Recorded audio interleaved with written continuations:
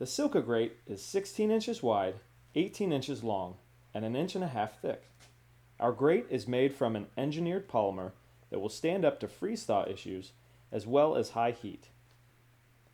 Our system is designed to be installed on 16-inch on-center joist systems.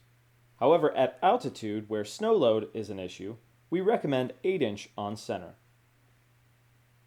It is important to remember that although the deck can be pitched from front to back, each joist must be level with the adjacent joist. We recommend installing joists with the crowns to the top so that they can be planed to level as needed. The height of the top edge of the joist is determined by the height of your door threshold, then subtracting the thickness of your paver as well as the thickness of the silica grate.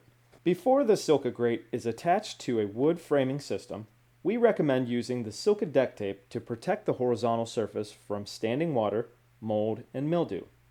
We also recommend using the silica deck tape between the joist hangers and the joist to prevent a chemical reaction between the galvanized metal and the treated lumber. We recommend using a 4-foot level to check flatness of the deck from joist to joist. When a joist that is out of level is present, the discrepancy will transfer through the silica grate and then to the stone, creating a rocking paver.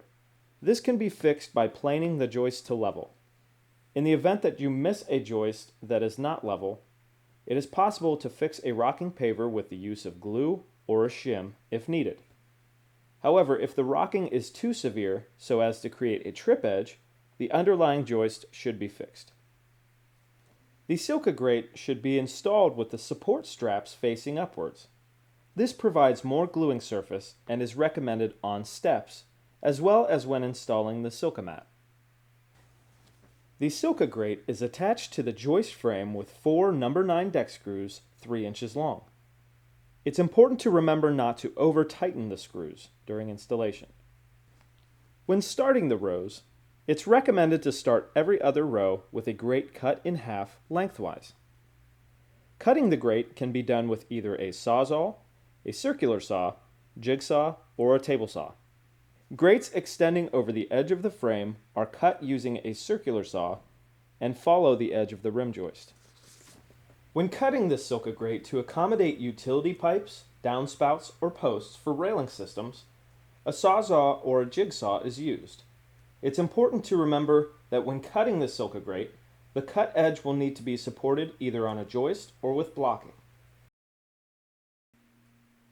Applying silica mat to the silica grate is as simple as rolling out the mat and trimming it to size.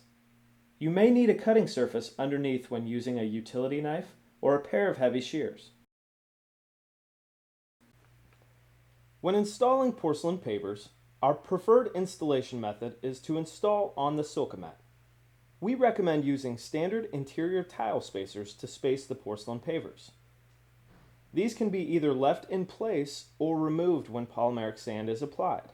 As you install the pavers, use your hand to gauge flatness in order to get an idea of where your trouble areas may lie. A non-metallic or plastic wedge can be used to adjust your joint lines as needed.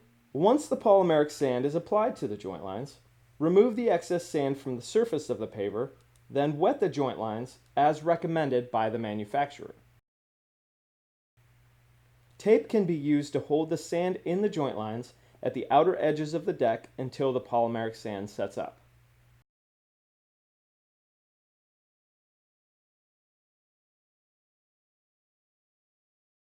An alternative method for installing porcelain is to use our flexible silica spacers in place of the silica mat. This will reduce the noise and movement of the porcelain pavers, but not as well as with the use of silica mat. On the outside of the raised frame or front of the deck, we recommend gluing the pavers down along the entire edge. The recommended construction adhesive will take several hours to set up, so spacing can be adjusted as needed.